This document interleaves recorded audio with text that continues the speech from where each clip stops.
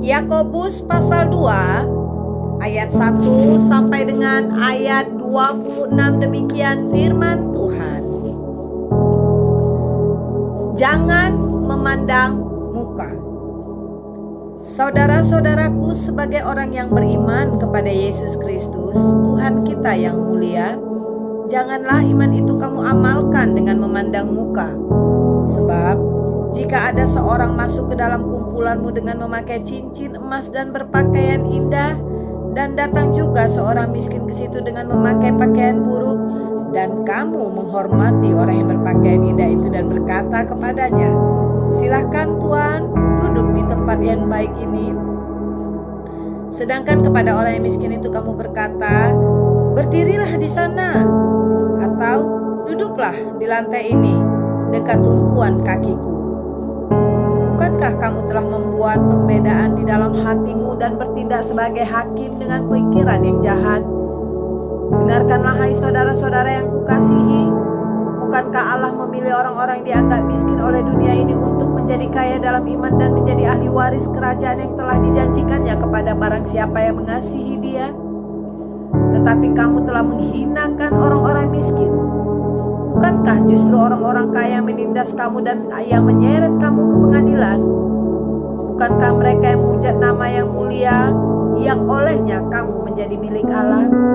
Akan tetapi, jikalau kamu menjalankan hukuman utama yang tertulis dalam kitab suci, kasihilah sesamamu manusia seperti dirimu sendiri, kamu berbuat baik. Tetapi jikalau kamu memandang muka kamu berbuat dosa, dan oleh hukum itu menjadi nyata bahwa kamu melakukan pelanggaran, sebab barang siapa menuruti seluruh hukum itu tetapi mengabaikan satu bagian daripadanya, ia bersalah terhadap seluruhnya. Sebab ia yang mengatakan jangan berzina, ia yang mengatakan juga jangan membunuh.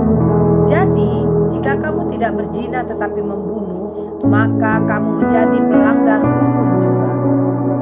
Berkatalah dan berlakulah seperti orang-orang yang akan dihakimi oleh hukum yang memerdekakan orang. Sebab penghakiman yang tak berbelas kasihan akan berlaku atas orang yang tidak berbelas kasihan.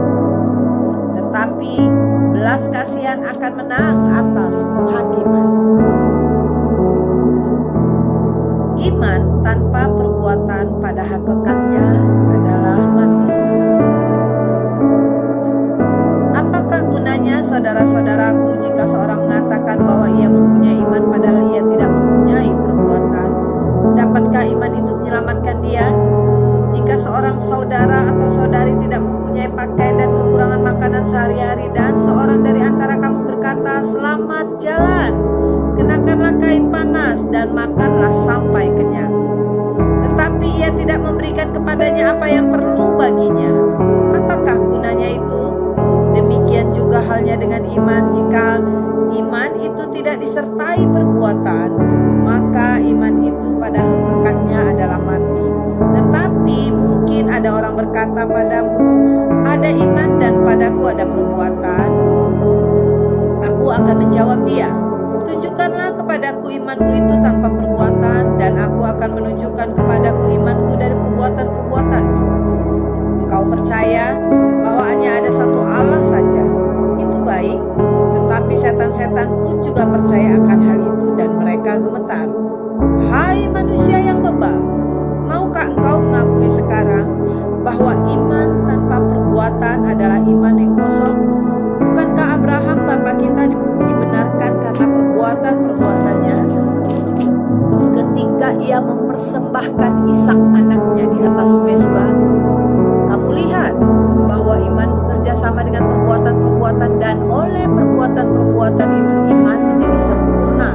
Dengan jalan demikian genaplah nas yang mengatakan, "Lalu percayalah Abraham kepada Allah, maka Allah memperhitungkan hal itu kepadanya sebagai kebenaran.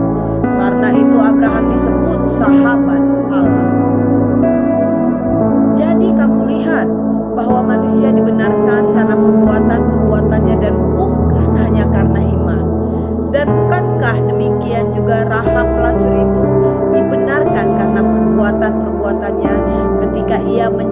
menjadikan orang